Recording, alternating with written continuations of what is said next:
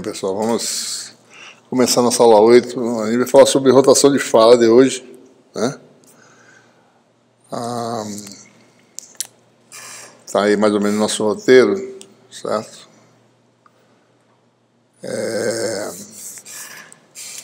Nas aulas anteriores se falou em propagação em materiais birrefringentes, né?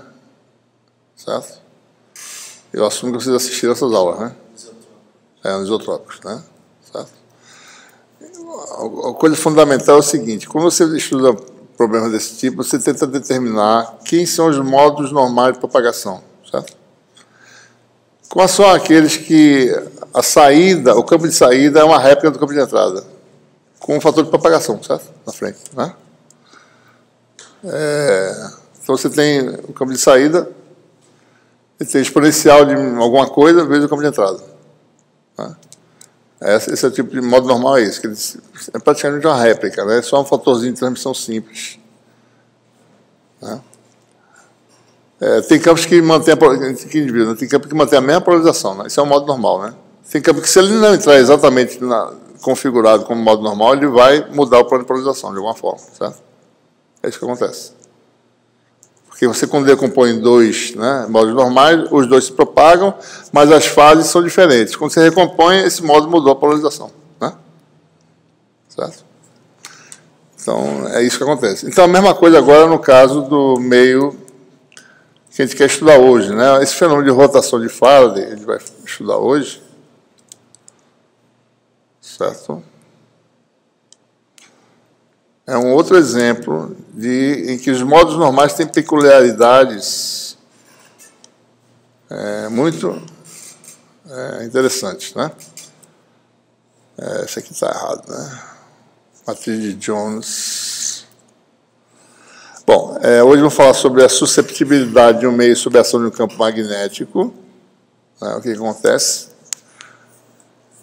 Quais são os modos normais de propagação no meio, né? Um meio giromagnético que está sob a ação de um campo magnético. Esse giro a gente vai entender por quê, né?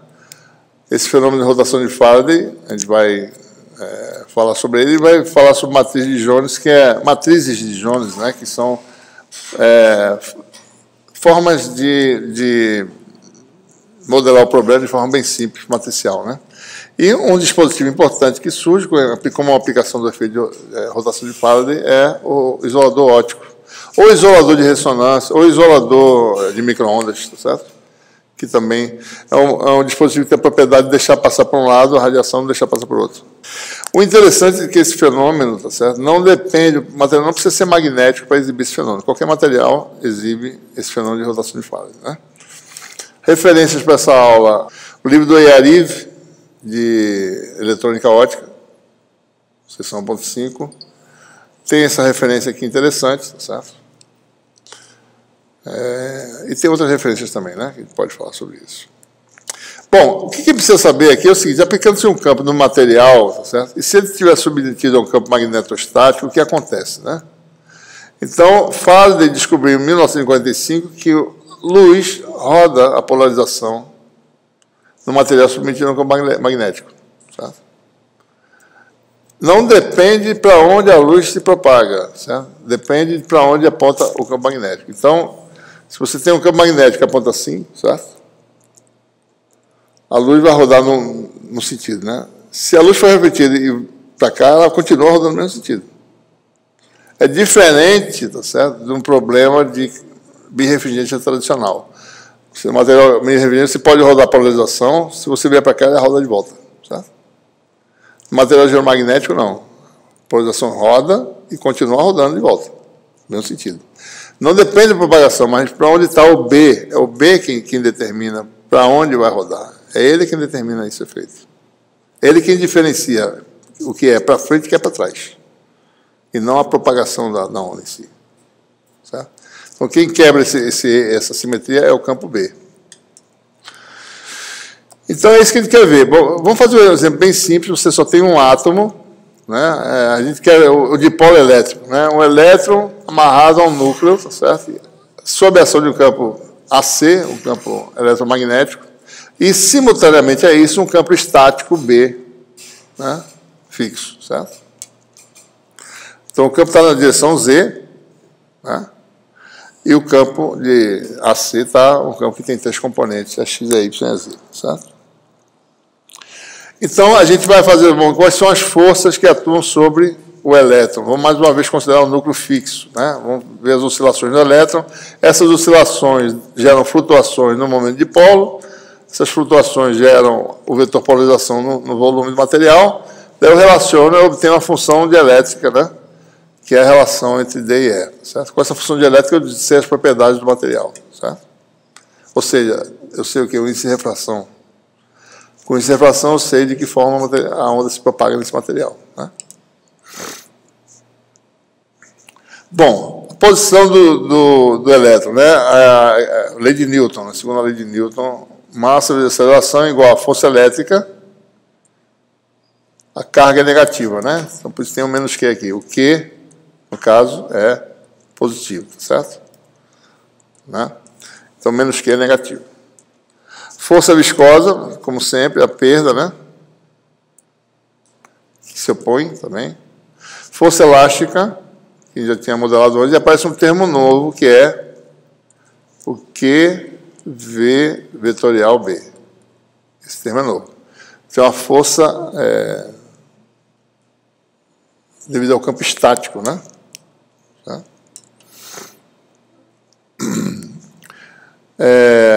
Bom, esses são os parâmetros, admitindo o campo elétrico sendo harmônico, né? Aqui está o vetor posição, e jogando a equação de movimento, certo? Você fica o que aqui, né? Menos ômega 2, na derivada segunda, fica J ômega gama, né? No caso, e aqui fica J ômega, né? Derivada, né? Dx dt, certo? Então aparecem esses termos aí. Um termo que é colinear com x, que é o termo tradicional que tinha antes. Esse é o que a gente já fez antes no modelamento.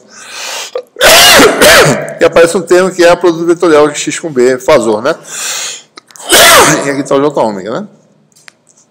Certo? Bom,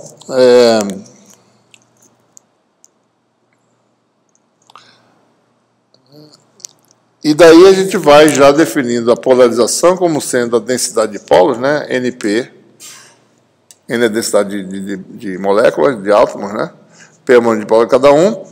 Mônio de polo, aqui está o elétron, fazer assim, certo? X é a posição do elétron, mas o mônio de polo é Q vezes esse vetor aqui, que é menos X, né? Certo? Então é menos que x para o mônio de polo. Porque é o vetor que vai da negativa para positiva. Como x é a posição da negativa, então é menos esse vetor. Dá menos que x. Né? Então a polarização é o quê? Né? Menos nq vezes x. Então aqui, tá certo? Se eu multiplicar por menos nq, eu tenho P, né?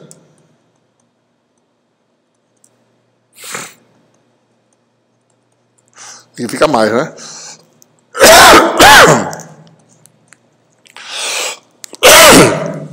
NQ2 sobre M, tá certo?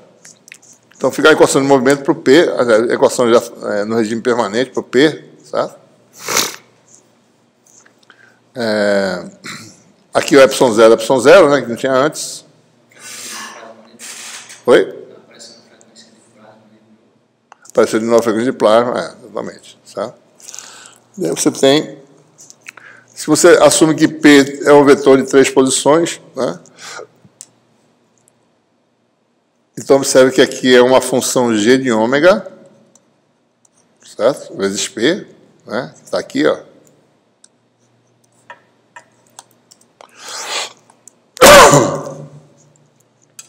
Aquele segundo fator, né? Agora aí você tem o produto vetorial, tá certo? É Px, PYPZ, vetorial, né? 0, 0, B, né? B0 que eu chamei, né? Daí que vai dar o quê, né? Isso aqui não tem componente, vai dar YZ da X, vai dar PY B0, né? Vai dar um B0 em evidência. YZ da X, XZ da menos Y, XY não tem, então vai dar 0 aqui na direção Z, né? Então vai dar um vetor PY menos PX, tá certo? Vezes B0, né? Então vai aparecer esse fator aqui, né? Então aparece isso aqui, tá certo? Função G de ômega, aparece aquele termo que é a frequência de plasma, né? Aqui está o campo. Bom, primeira coisa, né? O PZ não tem nenhum termo aqui, igualando termo a termo, né? A componente Z daqui é igual a componente Z do lado de lá. Então, a primeira solução, que o PZ é proporcional ao campo elétrico, e aparece um termo Ki de ZZ, a susceptibilidade associada à componente Z do campo, tá certo? Que é esse Ki de ZZ? Bom, é só você ver quem é. Vai dar a frequência de plasma, né? ε0, sobre essa função G de ômega aí, tá certo? Tá aqui, ó, NQ2 sobre M ε0. Na realidade é assim, né? ε0 Ki, né? ε0 Ki, ele está aqui, certo? Isso aqui é ômega P ao quadrado, né? Que a gente chama de... Né? Aqui está o εzz, que é parecida com a função que a gente já conhece, aquela função permissividade, né? Aquela mesma estrutura de frequência, tá certo? É 1 mais Ki, né? E aqui está a frequência de plasma que aparece de novo.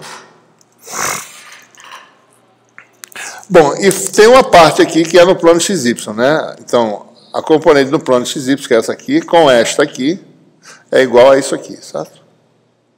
Isso aqui gera uma equação matricial, né? Ou seja, uma função, uma matriz 2 por 2, vezes Px, Py, igual a o vetor coluna é x é y, certo? Essa matriz é obtida aqui, né? Por exemplo, se você olhar, né? Coeficiente, você vai ter Px, Py, né? Então, aqui, G vezes Px, né? Aqui, mais alguma coisa vezes Py, é x, né? Essa alguma coisa, esse fator aqui, ó, J ômega, Q, né? B0 sobre M, certo? Só para dar um exemplo, né? Para a gente ver como é que se constrói a matriz, tá certo? Olha ela aqui, ó, G. Esse ômega B é a frequência de Larmor, que é aquele fatorzinho, QB sobre M, certo? Observe que G tem dimensão de frequência ao quadrado, né? Todas as coisas têm dimensão de frequência ao quadrado. Então, esse fator que aparece aqui é uma frequência. Frequência de Larmor, certo? Ou Larmor, né? Eu não me lembro qual é a pronúncia correta, na realidade. Acho que é Larmor, não tenho certeza, certo? Bom, e daí você tem, a solução para P, você inverte em M a menos 1. Se M é dado por isso, tá certo? M a menos 1 você tem um determinante que é G2 menos isso aqui, tá certo? E é fácil calcular a inversa de matriz de 2 por 2, né? Não é difícil, tá certo? O resultado dá esse resultado aqui. Aqui está a matriz inversa do determinante aqui embaixo. Na realidade, é só mudar o sinal aqui. É a mesma coisa a matriz inversa, né? É GG, só mudar o sinal, certo? Precisa observar. Né? Ou seja, a polarização no plano XY, isso é um tensor, né? Não é... Ou seja, tem uma anisotropia, certo? E existem elementos imaginários puros aqui no caso, né? Amortecimento está contido em G, porque aqui tem aquela função gama que está aqui dentro, que é amortecimento, né? Então você tem aí essa anisotropia. Ou seja, na direção Z tudo se passa como se o meio fosse isotrópico, mas na direção XY você tem uma susceptibilidade. Isso aqui, na realidade, né, essa matriz zero é uma matriz de 2 linhas. Então, se você olhar, isso aqui é 2 por 2, tá certo? Isso aqui é um 0, 0, né? 0, 0, se for escrever, né? Vai dar um elemento, a matriz QB está aqui, 0, 0, né? Um 0, 0 transposto, aliás, 0, 0, e aqui tem o QZ, certo? É essa a representação que a gente tem aqui, tá? Certo? essa matriz de susceptibilidade, que depende do campo B aplicado, né? Ou seja, se não tiver campo B, o sistema fica original como aquele meio dispersivo tradicional que a gente analisou anteriormente. Mas quando aparece um campo, aparece essa diferença aqui. Isso aqui é o campo não nulo, certo? Campo estático. É sistemas fora da diagonal. A anisotropia é criada por esse campo. Tá? Se você calcular agora o vetor D igual a um tensor vezes ε0, matriz identidade 3 por 3, mais a susceptibilidade elétrica que está aqui, que é essa matriz de susceptibilidade. Tá? Da mesma forma, né? Essa matriz pode ser escrita como uma parte que depende do campo B, aquele 00 transposta, e o que ZZ associado à susceptibilidade, tá certo? Essa matrizinha aqui é importante, que é essa do campo B, também pode ser escrita como 1 em 2 dimensões, mais o que B de 2 por 2. Tá? Então, só lembrando aqui, tá certo? O que B está aqui em algum lugar, né? Está aqui, ó. Está aqui, ó. Essa matriz 2 por 2 aqui. E 2 é a matriz de identidade de 2 por 2, tá certo? Está aqui, né? Bom, então essa é a susceptibilidade de um meio sujeito a um campo B, independente se ele é magnético ou não. Pode ser de vidro, tá certo? Pode ser um cristal, pode ser qualquer coisa, né? Bom, modos normais de propagação. A gente quer saber, no meio que tem essa propriedade, essa susceptibilidade, que tipo de modo vai se propagar, né? Então, vamos assumir que você tem um campo em que o vetor dele é ortogonal à direção de propagação, certo? Então, essa aqui é a direção XY, essa aqui é a direção Z. Né? Essa aqui tem 2 componentes, D0 tem DX e Y. Né? Não tem componente Z. Então, vamos achar um modo que faz isso, certo? Propagar a direção Z, e que o D é ortogonal a Z. Ora, quem é N, né? A gente não sabe, certo? Qual é a polarização desse campo? A gente não sabe também. É o modo que a gente vai descobrir. Divergente de D vale 0, porque não tem carga livre nesse problema. É um cristal, né, sem carga livre, certo? Ora, se eu escrevo E como sendo um campo transversal também, certo? Não necessariamente E e D não têm a mesma direção, né? Não necessariamente, certo? Se eu calcular aqui divergente de E, certo?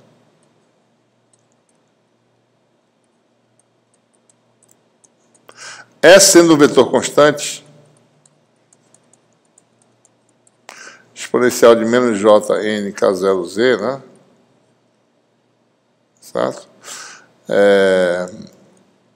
Então, aqui é o seguinte, divergente desse vetor é o produto escalar do gradiente dessa função com E0. O gradiente dessa função é no sentido AZ. Então, o divergente de E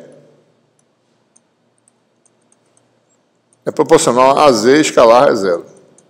Que é 0, certo? Né? Porque E0 é ortogonal a Z, certo?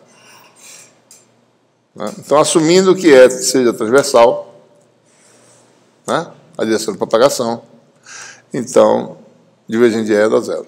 Mesma coisa, D sendo transversal de direção de propagação, pelo mesmo argumento, como o divergente, né, envolve aí o gradiente da função exponencial de Z, vai dar um produto escalar que dá 0 também. Então, divergente de D dá 0, né? Vamos calcular a equação da onda, tá certo? Vamos fazer aqui separado. Vou fazer aqui. Porque esse bicho insiste em repetir esse negócio o tempo todo, né, velho? Então, veja, é rotacional. Acabei de tirar aqui, bicho. Do rotacional. Peraí. De E, né? Rotacional do rotacional. Rotacional de E menos J ômega B, né? Rotacional.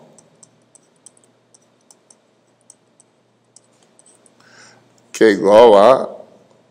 Esse B aqui é o B, não é o B estático, não. É o campo de radiofrequência, tá? O B estático é outra coisa separada. Tem uma onda se propagando no material e tem um campo fixo aplicado. Esse campo B é da onda eletromagnética, certo? Então, isso aqui vai dar menos J ômega, B igual a μ0 H, né? μ0, rotacional de H.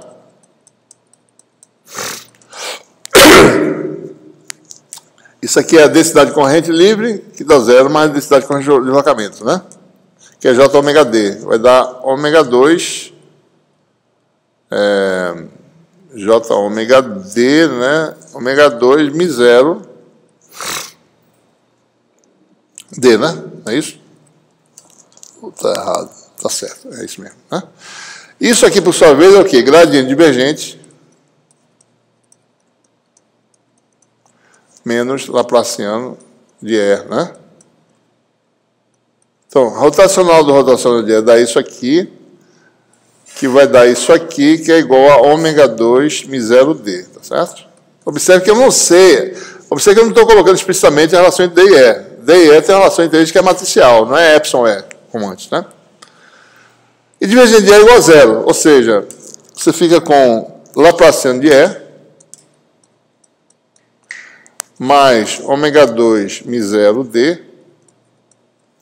igual a 0, né? Certo? Bom, se eu colocar agora E igual a E0, né? Vou botar assim, tá certo? Exponencial de menos Jn K0Z e D igual a D0, né? Exponencial de menos Jn K0Z.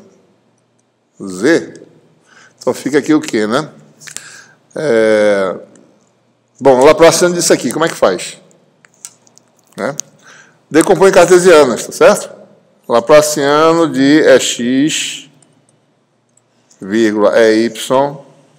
São constantes aqui, tá certo? A 0 é constante. 0, exponencial de menos Jn K0Z, né?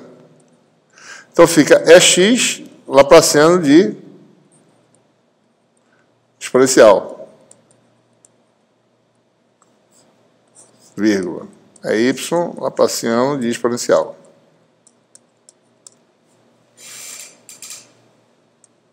Zero. Né? Fica assim, né? Esse Laplaciano aqui é a derivada segunda em relação a Z, né? Dá N2K0 ao quadrado menos.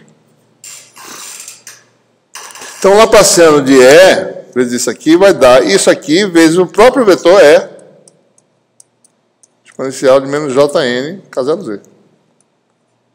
Daí a equação fica Laplaciano dá isso, com isso aqui, igual a 0. Certo? Está mais ou menos claro aí? A derivada só se aplica na função de Z, porque E0 é constante. Né? Se você compõe em cartesiano, você vê que dá esse resultado aí.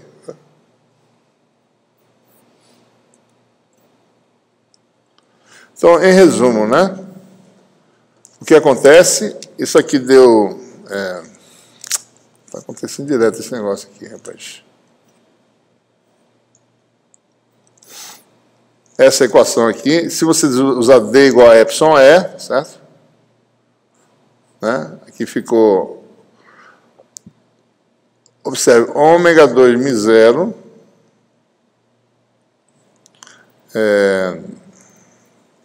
aqui está separado, certo?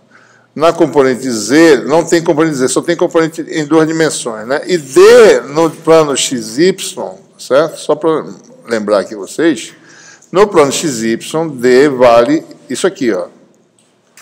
D vale epsilon, no plano XY, né? O D0 matriz, epsilon 0, I de duas dimensões, mais epsilon B, aliás, mais epsilon B, mais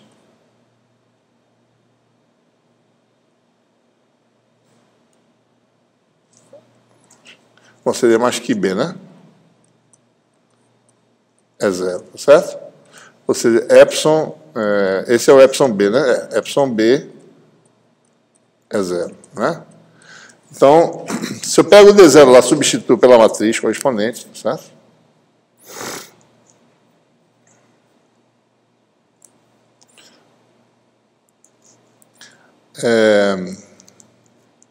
Tinha um ômega 2 μ0, epsilon é 0, né?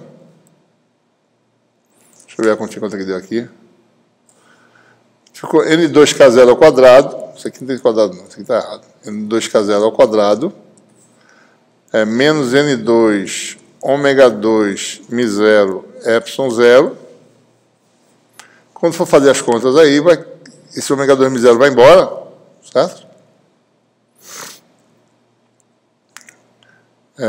Eu acho que isso aqui está errado, viu? Isso aqui é para ser epsilon b sobre epsilon 0. Tem uma notação inconsistente aqui. Peraí, deixa eu ver aqui direitinho, tá?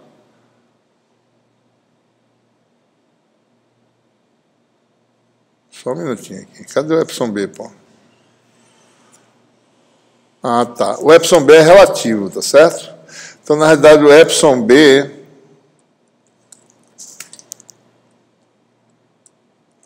é a permissividade relativa.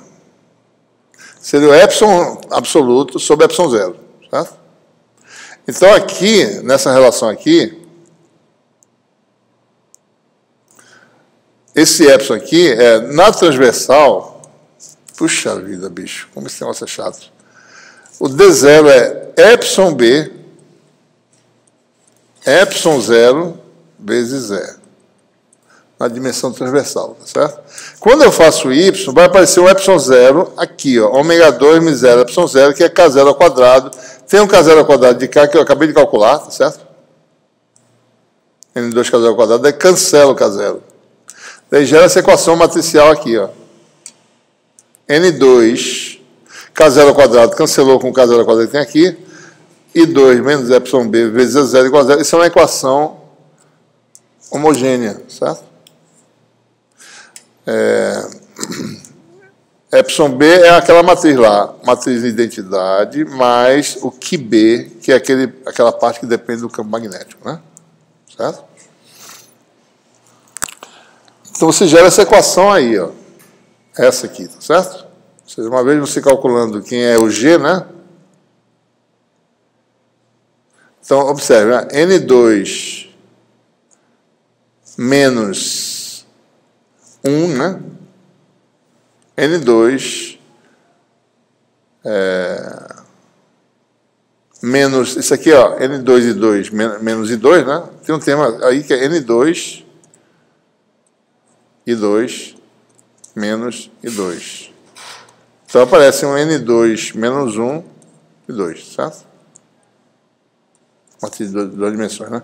Por isso que aparece aqui um N2 menos 1 aqui, certo? Na diagonal, né? Então a matriz é essa, um sistema de equações homogêneas, duas equações de incógnitas. Quem são as incógnitas? As componentes de E0.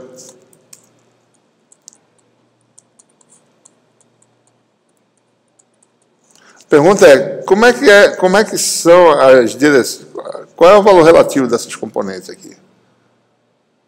Né? Qual é a solução para N, certo? Então só tem solução se o determinante disso aqui for 0, porque senão a solução é homogênea. Se o determinante não for 0, a solução só tem uma. É x igual a y igual a 0. O modo normal de propagação é aquele obtido pela solução que exista, certo? É x e y diferente de 0. Só tem solução quando o determinante for 0. E é nesse momento que você calcula o determinante que você determina os valores possíveis de n. Vocês não sabem. Qual é a incifração do material? Né? Ele é anisotrópico, né? Que é a incifração? Então, para modos normais, para um dado modo, você tem um valor de incifração. Para outro modo, tem outra incifração. Depende da polarização do campo, certo? Então, resolvendo esse determinante, a gente determina uma equação para n, né? Que não é fácil de perceber, é isso vezes isso, menos isso aqui, vezes isso, dá 0, que dá essa equação aqui. N, a incifração é positivo, né? A gente tem duas soluções, porque é uma função quadrática. Certo? Uma é quando isso aqui é mais, né? Você tem a raiz quadrada positiva aqui. E a outra é quando isso aqui dá menos. Certo? Então, N2 menos 1 vai ser esse número mais alguma coisa ou menos alguma coisa. Observe que termos são semelhantes, né? Por isso que dá essa... Os denominadores são iguais aqui, tá vendo? Então, você vai ter esses dois índices de refração. A diferença de refração aparece aonde? O que a gente precisa ver aqui, né? Aparece em ômega B, que é onde tem o campo estático B. Se o ômega B der zero, não tem diferença entre N mais e N menos. Só tem duas soluções por causa do B, certo? Então, N mais e N menos são essas soluções. Se você trocar o sinal aqui, né? Se você botar B igual a menos B, você inverter o sentido do campo, certo? O que acontece aqui é que ômega B muda de sinal. Isso aqui vira mais, isso aqui vira menos. Então, a solução N mais vira N menos vira N mais. Trocou o campo, trocou de observação. Tá? Quais são as soluções para os campos, né? Bom, o que a gente faz é pegar N mais, jogar de volta, né, na equação matricial e ver o que acontece. Quando o sistema, 2 por 2, o determinante do sistema é zero, aqui você mata uma das equações, uma equação desaparece, certo? Fica um sistema de uma equação a duas incógnitas. Número infinito de possibilidades, certo? Dá para entender o que eu estou dizendo aqui? Não. Então, o que você tem assim, ó, é um sistema ABCD, deixa eu chamar... Vamos fazer assim, ABCD, né? Vezes XY. 0, 0. X e Y são as componentes do campo, né? A ABCD é a matriz. Eu falei, bom, só tem uma solução no trivial, quando o determinante for zero, certo? Daí eu achei duas soluções para o parâmetro variável, que é o índice de refração. Para um parâmetro, o que acontece é que esse sistema se torna impossível. Impossível quer dizer um número infinito de possibilidades, certo? Quer dizer que uma equação só válida, por exemplo, AX mais BY igual a zero. A outra equação some, desaparece, certo? Tem uma combinação aí que dá zero. Ou mais precisamente, uma equação é a réplica da outra. É isso que acontece. Não é que a equação desaparece. É que a segunda equação é a combinação da primeira. Como você fez determinando igual a zero, uma linha igual a múltipla da outra, certo? Você só tem uma equação. Então, essencialmente, é uma equação a duas incógnitas. X e Y, certo? O que eu faço aqui? Bom, eu sei só quem é o quê? Y sobre X. Isso eu sei. Y sobre X vai ser quanto? AX igual a menos BY igual a menos AX igual a menos A sobre B. A e B eu conheço, certo? Eu sei que, eu não sei os valores, mas eu sei que essa razão é sempre constante. Né? Então, para uma solução N+, eu tenho um tipo de solução envolvendo X e Y, uma razão específica. Posso botar assim, se eu quiser, né? Uma constante aqui qualquer, K+, chamar de K não, chamar de outra letra aqui, tá certo? Chamar de delta mais, não tem delta por aí, né? E a outra solução, N- vai dar uma outra solução que é uma múltipla, tá certo? É X, 1, delta menos. Aí se sabe mexendo nas equações, qual é a solução, tá certo? Não é difícil perceber que o resultado que acontece é esse aqui, ó. Uma solução, esse é mais que eu falei, esse que eu fatorei aqui, tá certo? Aparece aqui um vetor, um J. Onda circularmente polarizada à direita, certo? E a outra solução para N- é a solução 1 menos J. Eu acho que é, tá? Não estou lembrado se é mais ou menos, acho que é mais, acho que a CP+, vamos descobrir, né? A direita, vamos ver aqui. Esse aqui é cosseno de ômega t, cosseno de ômega t mais π sobre 2 dá menos seno, né? Certo? Cosseno menos seno, o mais J, né?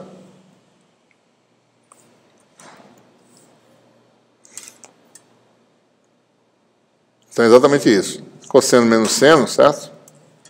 Aqui está o vetor, né? Aqui a Z está indo na minha direção, tá certo? O eixo Z. Aqui está o eixo X. Aqui está o campo elétrico em T igual a zero. T aumenta, o que acontece? O seno, que é a componente Y, é negativa, né? Ele vai fazendo isso, ó. cosseno de ômega t diminui, menos seno aumenta para cá. Então a onda roda nesse sentido aqui, CPD. Certo? Então a solução associada ao índice de refração N+, é uma onda CPD. A índice N- é a onda CPE. Isso é diferente da propagação em cristal anisotópico. Os modos normais num cristal anisotrópico são ondas linearmente polarizadas, certo? A onda linearmente polarizada, o modo normal, ele entra linearmente polarizado numa direção e sai linearmente polarizado nessa direção. Entra na outra direção, sai linearmente polarizado na outra direção. Só que, numa direção, dá um índice de refração associado à onda ordinária, digamos assim. Na outra direção, dá um índice de refração diferente. Quando sai, qualquer coisa em combinação dessas duas polarizações, sai com uma polarização diferente. Porque essa aqui tem uma fase, essa aqui tem outra, certo? Então sai totalmente diferente. No cristal giromagnético, o modo normal de polarização não é linearmente polarizado, é circularmente polarizado. Se a onda entrar linearmente polarizada à direita, ela sai linearmente polarizada à direita, que é o modo normal, ele mantém suas características, certo? Se entrar à esquerda, sai à esquerda. Se não entrar nem direita nem esquerda, vai sair a combinação dessas duas, que ele não sabe o que vai acontecer, certo? Entenderam a diferença qual é? Aqui o modo normal é diferente no cristal anisotrópico, ele é circularmente polarizado, certo? Essa é a característica fundamental, né? Então, aqui está a conclusão dessa análise, né?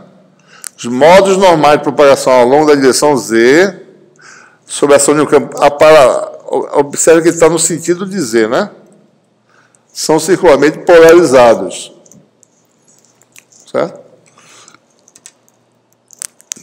Então, o material exibe índices de refração distintos, né? E bem definidos para cada modo, certo? Bom, matriz de Jones. Vamos fazer uma estimativa dos valores, do tamanho dessa... O grande problema aqui que acontece é essa não diagonalização da matriz, né? Só aparecem esses não diagonais aqui por causa desse ômega B, né? Mas só que esse ômega B é pequeno em frequências óticas, tá certo? Em frequência de microondas ele é grande. Vamos ver aqui os números, né? Essa frequência de Larmor. O tamanho dela, né? Para a gente ter uma ideia aqui. QB sobre M, né?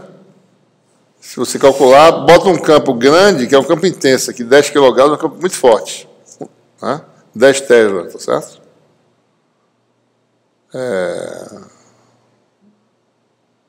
É um Tesla, na realidade. Né? 10 kg dá um Tesla. Né? O campo desse é aquele que você bota a chave de fenda na interfere, ela fica presa e você não consegue agarrar. Você consegue tirar. É muito forte. Tá? Forte mesmo. É muito difícil de conseguir tirar. Então, uma interfere, assim, digamos, entre os polos de um ímã que está a 10 kg, um Tesla, certo? 3 centímetros de distância, você bota uma chave de fenda, ela encosta, você não tira mais. Você não consegue tirar. É muito forte. Tá?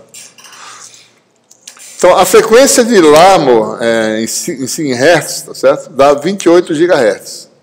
Então, observe que esse efeito vai ser forte, essa acréscimo ou diminuição de refração vai ser forte perto da região de micro-ondas lá, né?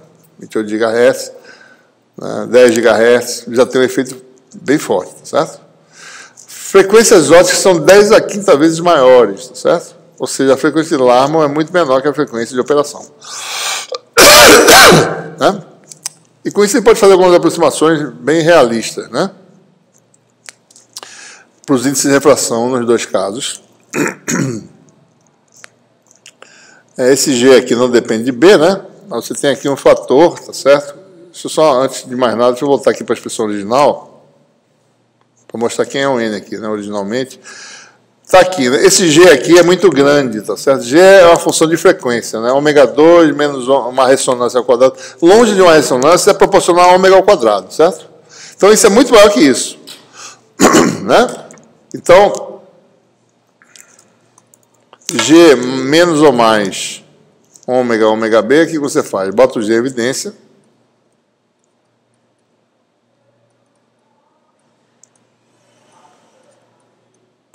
Né? Se for isso aqui a menos 1, né? Que é o que ele está fazendo, tá certo? Está embaixo aqui. Isso aqui vai dar um sobre G, né? E aqui fica, inverte, né? Fica um mais ou menos, tá certo?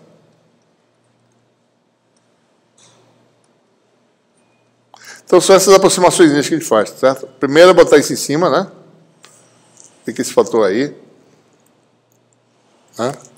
Então, a gente tem essa primeira aproximação, que é o que eu fiz aqui agora, tá certo? Mais ou menos, né?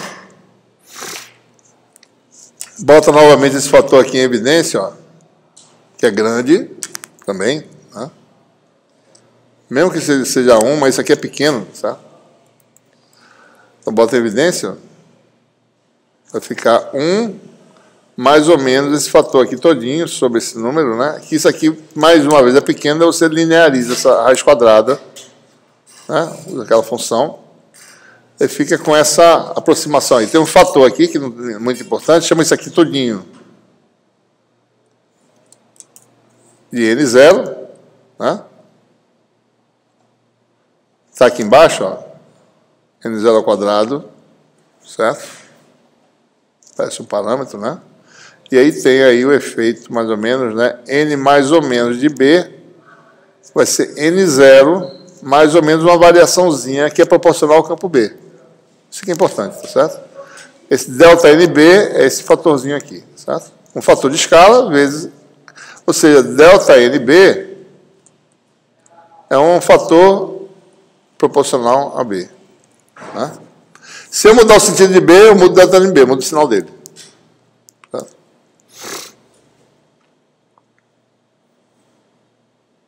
Se você considerar aí um cristal, certo? Submetido a um campo B, né? Se você entrar com a onda circularmente polarizada à direita, o que acontece com a propriedade do cristal? Ele mantém a onda, o modo normal é isso a característica, né? A saída é uma réplica da entrada. A réplica é esse fatorzinho aqui, ó. Ele replicou a mesma coisa, certo? Mesmo vetor. Entrou o vetor de CPD, ele sai CPD com observação da CPD, que é N+. Entrou CPE, sai do outro lado CPE. Certo? Então, se eu estou nessa base CP, né? Nessa base de vetores, em que a base é uma base circularmente polarizada, né? Então, o campo da saída é uma réplica do campo de entrada, tá certo?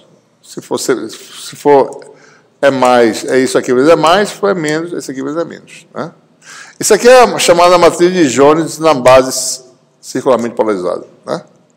Aqui são os campos decompostos nessa base. Só que essa é uma base fictícia, né? A base real é XY, certo? Você tem que usar essa base real, né?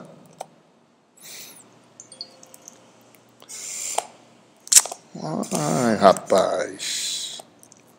Fica aparecendo esses lembretes aqui no meu negócio, me atrapalhando, bicho. Passei todos os meus dispositivos, sabe?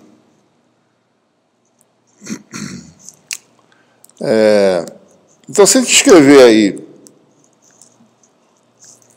lembrando, N+, né? N+ é um valor de base N0 mais delta NB. N- é um valor de base N0 menos delta NB. Então, aqui, se eu escrever aqui os N+, N-, isso aqui vai ter o quê, né?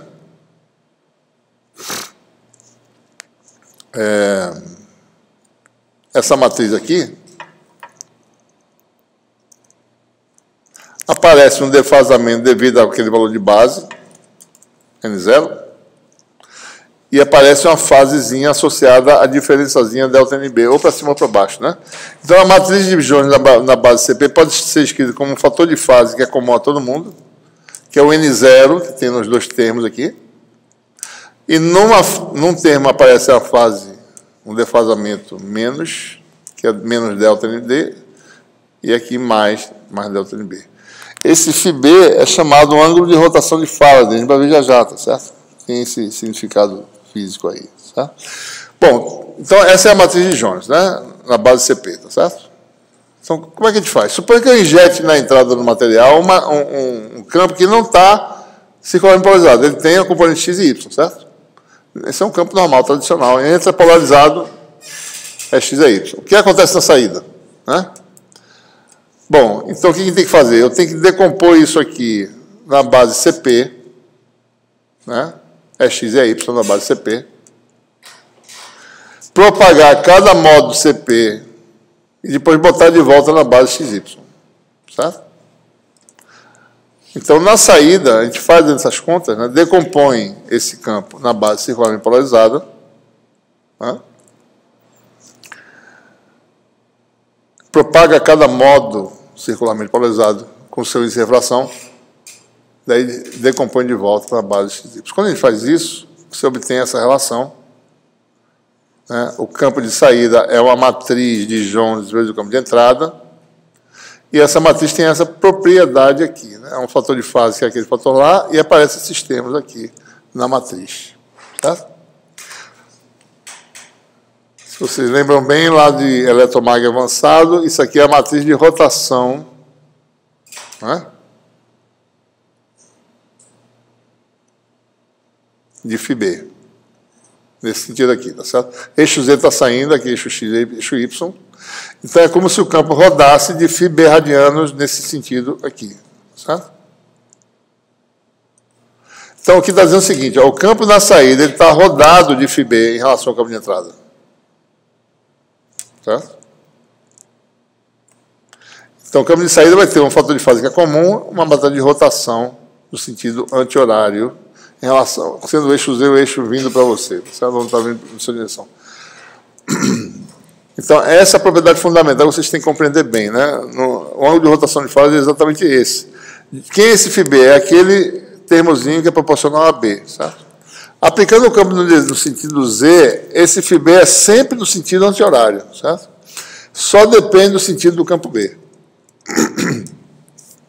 Não depende do sentido de propagação da onda. A rotação se dá no sentido anti-horário, propagação no sentido mais ou menos Z. Tanto faz. Não é a propagação que está sendo analisada, mas sim para onde o campo está aplicado. Se o campo aponta de mais Z, existe um N mais acrescentado para a onda CPD e um N menos para a onda CPE. Certo? Mesmo que ela vá e volte, tanto faz. Então, esse é o resultado que se obtém. Né?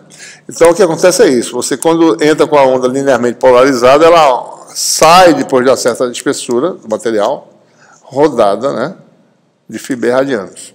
Se você refletir essa onda de volta, ela continua rodando para cá, no mesmo sentido. Certo? Ou seja, se você refletir e de volta, você tem um produto de duas matrizes, W ao quadrado. Essa matriz de rotação, uma vez a outra, é rodada de duas vezes. Certo? Então, a matriz de rotação ao quadrado é R de 2 φB. Né? Tem um fator de fase aqui que não faz nada, mas a rotação da polarização está nessa matriz aqui. Certo? Então, para concluir, né?